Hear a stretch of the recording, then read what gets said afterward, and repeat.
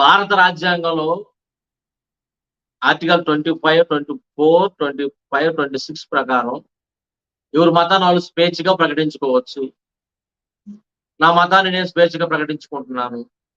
ఒక్క మాట చెప్పొచ్చు కదా! ఒక్క మాట చెప్పలేరా? ఒక్క మాట చెప్పలేరా? ఎదురు ప్రశ్నించడం ఎదురు సమాధానం చెప్పడం చేతకాని వాళ్ళు సువార్త ప్రచారానికి ఎందుకు పోతున్నారు? అది మీకే తెలియపరుస్తున్నాను. అయితే ఈ విషయంలో హైందవ సహోదరుడున్నాడు.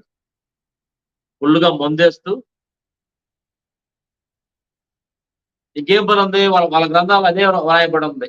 మద్యం సేవించటం, మాంసం తినటం, నలుగురు ఐదుగురు పెళ్లి చేసుకోవటం.